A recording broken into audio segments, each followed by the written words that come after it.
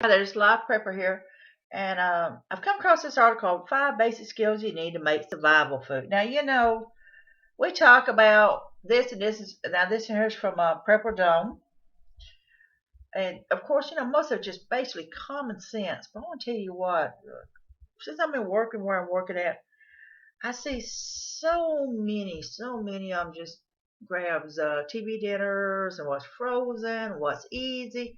Not that I'm not guilty of it. I don't do TV dinners anymore because it just wasn't healthy for me. It just shot my blood pressure up. One of them is talking about canning. Now, probably one of the easiest skills to learn is to can, even though it's time consuming, it says. And then, once you get your equipment on, and learning, you're going to make mistakes because I've made mistakes in it.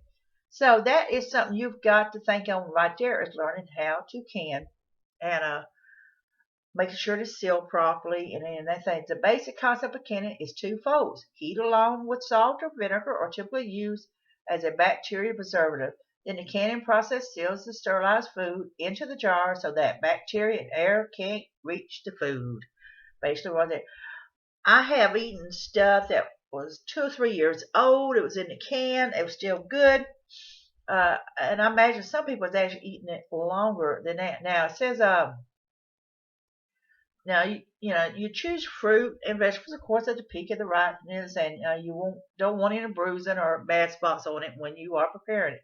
Now meats and low acid fruits and vegetables, you must use a pressure canner to avoid the risk of botulism. So that's a pressure canner with a lid to seal, and it will pressurize it and everything. So that's what you want for that. Now, also let's talk about dehydration. Having a dehydrator and not necessarily having an electric oil, but having a solar dehydrator is something to think about. And maybe in an area where you live at or something, it's something to think about having a solar dehydrator built as a backup. I seen one gentleman, his was totally metal, but he had a smokestack on top of it. And what they did, they had the box down underneath it was built of metal also, and they had a door where they could put some pieces of wood in it. So what happened is the heating it up would create heat in it, and then the smoke would come from that box is in there, so it would dehydrate in that way. And he was dehydrating things in the middle of winter, so that's something to think about in an option for it. Now, so many people really don't even think. Now, grinding grains. Now, the time may come when we go back to traditionally agricultural produce, or maybe you just have enough property to grow your own grains. It says the thing is what people don't realize. There's 400 different types of grasses out there. All the seeds are edible, all of them. You can eat all of that, so you can grind up whatever you can harvest wild. Now, it says because home milled flour still contains the natural oils in the seeds or nuts that you use, you need to use the flour up fairly quickly because it will go rancid. So, a lot of people they ground the flour up when they needed it. They didn't overgrind it sometimes because that a lot of them ground it up for the year. But there's other ways of having things to grind up. You can use the inner bark of pine and dry that uh, and grind it up and make flour with that as well. There's many plants out there you can use flour, but this is something it's best to grind what you need for a few days or a week and leave the rest in seed or nut form. As I say, you leave it in seed or nut form. Now it's talking about measuring. I want to tell you something. Back in the old day, not everybody had measuring cups. What they basically did, they just seemed to know. They used a pinch of this. I heard, I do a pinch of this and a pinch of that. They used their coffee cup to measure with. Usually a coffee cup is what they measure with, and that's what they cooked with was what they measure with. If you have measuring cups, that is great. That's what you can use for measuring things and keeping it up. But if you don't, you kind of learn along the way. My kin folks, they sit there and say, you just get to know. I know I put a little pinch of salt, and then I can taste it when I'm fixing, and they just know if it's got enough salt in it, or it's too much, or they need a little more flour, or need another egg. They just know how to do this. And it says, don't take shortcuts and use only clean water. Foodborne illness is not something that you want to deal with when you may not have access to medications or hospitals. Clean your area thoroughly. If you're cooking in a survival situation, use bleach, especially when cleaning up after using meat. For washing your hands before you begin cooking and between handling raw meats and any other food products. use the reusable canning lids. That way, you'll be able to continue canning food even if you don't have access to a store to buy more lids. And they're talking about those new type of lids that's out now to use. That they're talking about that lasts longer and things in that area. So, but it's still something to explore in to think about. Back in the day, what they did is they used the glass top lids with a rubber ring around it. Now, remember I showed you on my prepper cooking thing? This here is both of my foods. This one here is the no bait Cliff Bars here.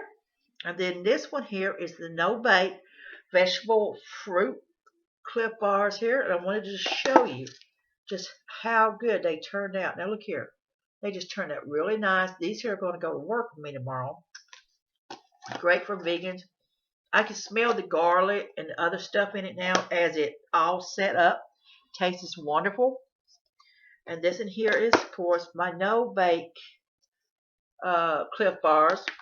That's made with no eggs, no milk, and no peanut butter. This here's my no bake one on my prepper cooking series. So that's something you need to think about also, is looking at recipes and thinking of recipes that you can cook in a situation when the power is out or whatever, and things.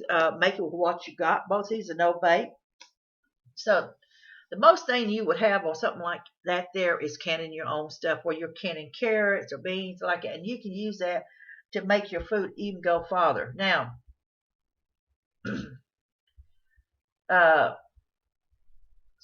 basically, I hear a lot of different things.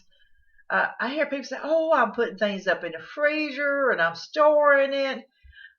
So, cooking and preparing daily meals is something you have to think in a survival situation. You need to think about not.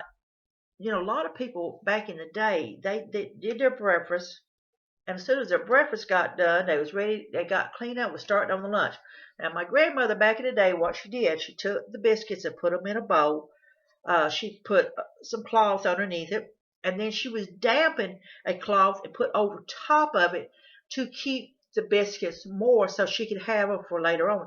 Another thing that in a survival situation was she did not throw the chicken bones out. What she did with the chicken bones, she reboiled them to make bouillon out of from it. So what she did with the bouillon, the chicken bouillon, then she was able to take flour and make dumplings with it, with that nice chicken flavor to it, and add some beans or whatever she needed into it in a survival situation. So that's something you need to think about. Again, like I said, you need to think about canning, your options on it. Don't can something you don't eat, can something you do eat. You need to research and look at the recipes. Dehydrating food, something you need to think of. Grinding grains, you need to think about maybe getting a grinder, maybe a small grinder for your own personal use to grind your own grains and stuff. There is also a grinder out there that you can grind and make oil with, like sunflower seeds and things in that area, so you can keep that on hand there and make your own oil in that situation. Something, and being fresh like it, you need to think about too, about getting rancid. Now, if it's during the winter months, it will last a lot longer at a cooler place. And then it says, beware when making food for survival, of course. So that's something to think about on what you're going to do and how much. Like I say, cleaning up, having paper plates on hand, having